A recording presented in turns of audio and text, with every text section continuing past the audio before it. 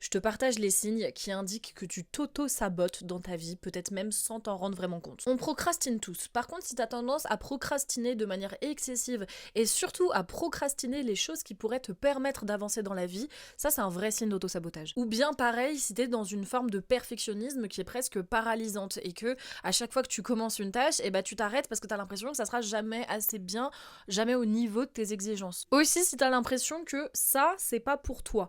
Et le ça pouvant être absolument n'importe quoi, que ce soit un boulot avec trop de responsabilités ou un boulot qui te permettrait de gagner trop d'argent, que ce soit une relation saine par exemple. Si tu sais ce que tu pourrais mettre en place pour travailler sur tes problèmes en quelque sorte, que tout le monde te répète la même chose, mais que tu le fais jamais, que tu passes jamais à l'action, qu'en fait tu restes dans l'inaction tout simplement et que tu es dans une forme de passivité vis-à-vis de ta vie. Si tu es dans des relations toxiques ou autodestructrices, on choisit inconsciemment de se mettre avec tel ou tel type de partenaire. Et si tu fuis les relations qui te font du bien au détriment de relations qui te tirent vers le bas, ça aussi c'est un très gros signe dont il faut tenir compte sur le fait que tu es en train de t'auto-saboter. Si financièrement tu dépenses de manière hyper impulsive sans mesurer la valeur de l'argent, sans te dire que tu vas peut-être mettre de côté, sans penser à demain. Je parle dans une situation où tu n'as déjà pas beaucoup de moyens, évidemment, si t'es pété de thunes, libre à toi. Enfin, c'est pas de l'auto-sabotage dans ces cas-là, mais si tu sais que tes moyens sont restreints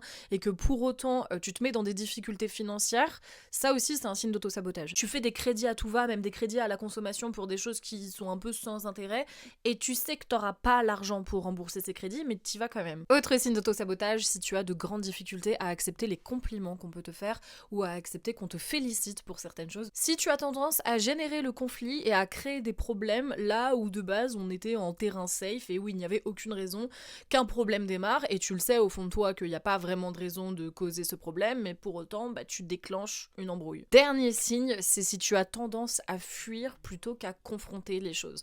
Par exemple, ça peut être une opportunité qu'on te donne et que toi tu vas trouver des excuses pour pas la saisir finalement. Tu sais que aller dans cette direction-là, ça pourrait vraiment te faire du bien et être bénéfique pour toi, et pour autant tu décides de le fuir et de faire comme si t'avais jamais vu l'opportunité. Je parle beaucoup de santé mentale sur mon compte et j'adore analyser les comportements humains et les dynamiques relationnelles, donc si c'est des sujets qui t'intéressent, n'hésite pas à t'abonner.